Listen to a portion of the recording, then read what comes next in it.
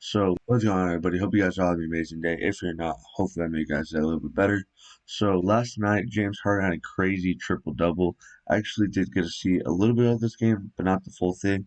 And I figured I'd break the video down, teach you guys some things about what he does very well and what he did well specifically in this game.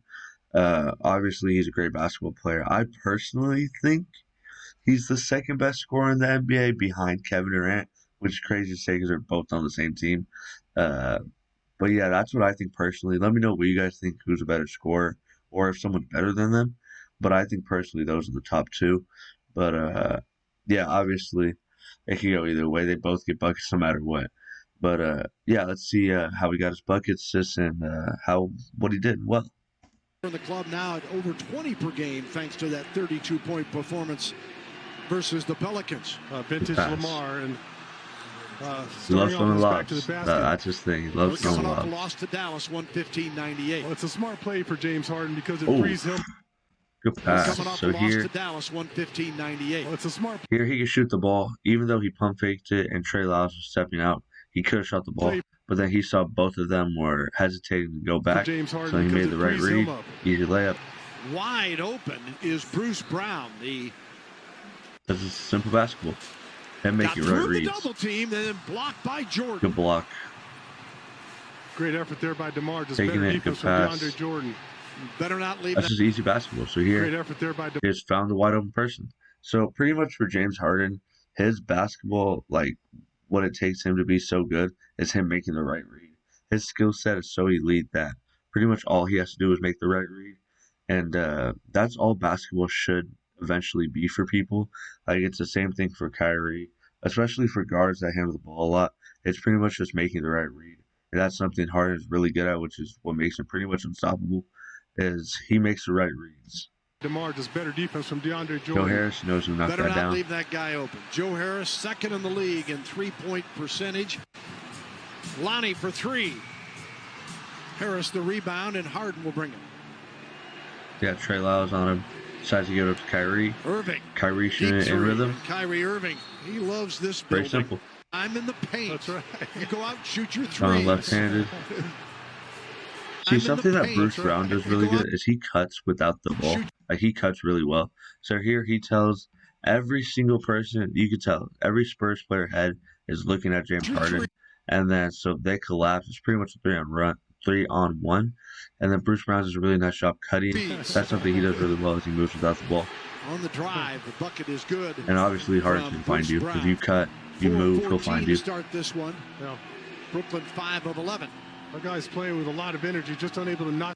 Good pass here. Yeah. So you could tell Trey Lyles was, the game plan was probably for him to force him right into help, but you could hear that Jakob Poeltl wasn't helping. So here it's pretty much, he could have had a layup, as you can see literally right here. It's a wide open layup, but he, like, you can still see it's still a wide open layup, but he decides to give it up to Bruce Brown because he's a really unselfish player, to be honest with you. He passes the ball a lot, and that's why I really like him on this Nets team. Is he's a really unselfish player. I think Kyrie and Katie can still get their buckets no matter what, even with Harden on the floor. As you can see, he has 15 assists. So obviously he's a good passer. And he's unselfish, but here obviously he could have taken the layup, but he decides to give it up. 5 of 11. Trust his teammates. With a lot of energy, that's something just that's really key. knock a shot down. Brown knocks down the three ball, and that'll bring about a Spurs timeout. I think he's had a career high. Bruce Brown was also wide open underneath. Good ball fake by Nicholas. And inside, the left-hand hook is up and good. Once Claxton left his feet, had no one to pass it to. It was just a timing situation for Jakob Poeltl. Just on the floor. In the hands of Claxton. Right here, Patty Mills on the floor. So now it's pretty much 5-on-4. And then he looks, look at this, with his eyes. He looks, Nicholas Claxton looks his way. And then you got DeJounte Murray thinking he's going to throw that way. So something I think the most underrated skill or something that's so easy that can make you so good is using your eyes. I think that's what makes me like a pretty good basketball player is I use my eyes really well. I always talk about how like you can move people with your eyes. You don't have to do all the dribbling and stuff. If you just look someone's way and then they'll go try to steal the ball or jump it. So I think moving someone with your eyes is, I think, one of the most key things you can do as a guard. I I I think I'm really good at it, and that's something I often do a lot. Maybe I do it too much from time to time, but you could tell here he looks Nicholas Claxton. Even this guy right here, he was going to make sure that he wasn't going to get the ball. He's in help side, and then here what he really wanted to do is to get DeJounte Murray to hesitate and step over a little bit so he could get a wide open three for Shaman. For Jakob Poeltl, just time that ball out of the hands That's of a wide Claxton open three. perfectly. Even though he got a hand up, that's a wide open three. Not shy. He just keeps firing. You've got to play defense. You got to get stopped. You got to be able to get stopped in the tight It's the switch he ball game. wants. Step back. Got the bucket Get a hit. moment ago, and then Harden comes. That's what he on wanted the whole and time. sticks He a got the switch he three. wanted. Nets were 7-6 before the Harden trade and gone Good pass. 15-7. So here we have pretty much it's them two thinking they're both going to guard Harden, and then now they're both thinking they're going to guard Claxton. So neither one was really talking. And then here he could shoot that 100%, but then the unselfish player he is, he decides to give it up to Claxton for a wide open layup. Trade and gone 15-7 since, and he finds Claxton here for an easy two. Simple. It's just about making reads. Now with 10 as the Spurs cut it to Get the 8. switch he wants. Harden. Spin, step back. Oof. Just playing with him. He's literally just playing with him. And I hear Trey Lyles. He gets this move. He hits right past him. So what he's thinking right here is he's thinking somebody's going to come over and help. And that's why he hard forced him right. But then here, there's nobody there. And then you can see him right there. He's like, where's my help? Because obviously he can't guard James Harden by himself. Not many people can. But the plan was for him to force him right and then force him into help.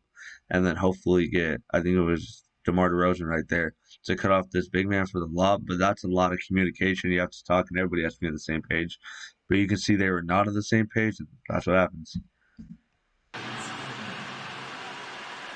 He only played 15 games. He had right knee tendinopathy, and you can see now that he's healthy what he brings to the table. Trey Lyles, lob, good pass, simple. Making the right read, that's all it is for him. That's all he has to do is make the right read. DeMar is 7 of 9 from the floor with his 15 points. Oh, good pass. 7 assists. So here, DeMar is 7 Bruce of 9 Brown, from the. he does a great job. So this is what frustrates me watching some players play is they don't roll the right way. So something I always tell them is to follow your heels, because if you go toes first, then he'll end up going this way, and then the roll won't be there really. So here he does a good job sealing them. You see that he seals them right here, and then so it just makes his Harden's life so much easier. But a lot of people will roll the other way and they'll turn their back to the ball, which is something that you're not supposed to do. If you're rolling to the basket, do not turn your back to the ball. You got to make sure you're always looking at the ball. So he does a good job sealing them, turns. He never gets his eyes. He's always looking at the ball. He never turns away from it. And then easy layup. Points and a team best 7 assists. Brown gets to the bucket and scores. Harris is 3 of 6 from 3, by the way, for the Nets. Underneath, right Brown there with a reverse. Layup, easy. Told you, Bruce Brown without the ball is really, really good. Between those two, Jakob Poeltl just runs right into that screen. There's nothing you can do against that. Good work right between here, those two. Screen. It's 1-on-1 on an island. We got 7-footer for James Harden. It's not much you can do against that. Good bump. You can tell he didn't want to pick up a foul. That screen. Good bump, layup, easy. He did a good job not extending his arm for offensive foul. He just did a good job bumping. Open. It's a great pass from Patty Mills. Better cut from Luka Samanic. This is what makes him so tough off the pick and roll. Is he gets the ball and then now comes off the screen pretty well. Nicholas Claxton sets a good screen, and then now it's pretty much a 2-on-1 if we're being honest here. He can float that easy floater, which he does. Because LaMarcus Aldridge took away the roll man, but a lot of the times they step up to him and he throws a lob. I think he's going to be a center. Telling you, it's all about making reads. Sexton and Garland and that young team. The floater Harden took ISO he wanted. Gives the lead back to simple. Oh, it's not. Kicks it off to so here, this isn't really a good pass. Here, I kind of want him to shoot that, to be honest with you, or drive more. If he kept taking a couple dribbles, he could have taken a mid-range right here. Even though I know the NBA doesn't take a lot of mid-ranges anymore. But he also could have taken a drive, could have floated it. But I think if he took a couple more dribbles, would have had a little shot at the short corner. But instead, he makes this pass, which is kind of risky because Patty Mills should have taken it. So that should have been a steal. But he gets it through, and Shaman hits a 3. But that was a risky pass, to be honest with you. No help there. Patty Mills. Harden for 3. Knew he missed it. So here, something that I really don't like that some coaches say is to uh, follow your shot. The reason I don't like that is because the way I play and a lot of the people I play with, if you shoot the ball, you're thinking it's going in. You're not shooting the ball thinking you're missing. So I think when people say chase your rebounds after you shoot it, it's pretty much putting that thought inside of your head that you're going to miss and you have to get the ball back because you're not really focusing as much and you're probably throwing your shot. You're probably throwing your shot up and it's just like not a rhythm. So that's why when I shoot the ball, I hardly ever do that. But here in this scenario, it's different because he knew he missed it. He knew where he missed it. And he knew where the ball was going to go. But I think overall, chasing your own rebound, and when coaches say that, is it's just not a good idea because you always want to shoot the ball and think you're going to make it. But if you're shooting the ball and then you want to chase your own rebound, that's pretty much putting the idea that you're going to miss. The only thing that should be happening is the other team inbounding the ball after you make it. Uh, so that's why I don't personally think that's a good idea. I would never tell somebody to go chase your rebound unless something like this. You know you missed it. You know where the ball is going 100%. He knew where the ball was going. That's why he got it back, and that's why it's such an easy layup. But that's why I think when coaches say chase your rebound, it's not a good idea because that's kind of taking away confidence. And I think confidence is one of the most important things when you play basketball.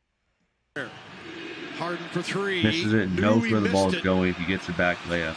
That's why I think in that scenario, it's fine.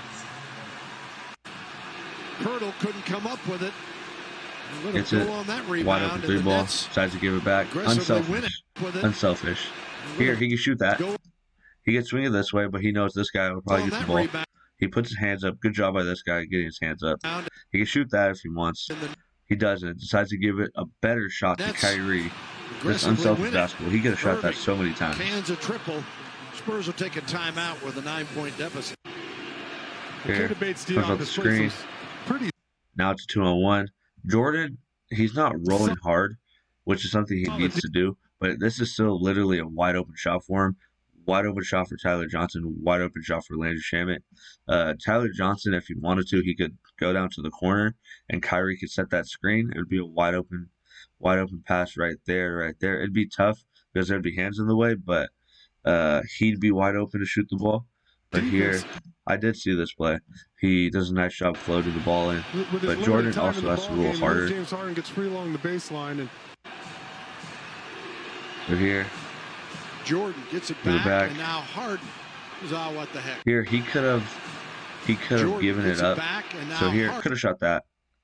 So here, oh, he does shoot it. But he could have given it up. But Trey Lyles probably would have had a decent contest to this wide open three ball. This is wide open, even though there's a hand right there. This is a wide open three ball.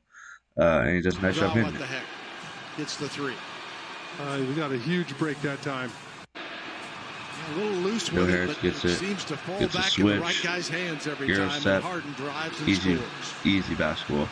Top scoring team in the league, the Brooklyn Nets. Does this game go to overtime? Average 120 a game. Here is Harden.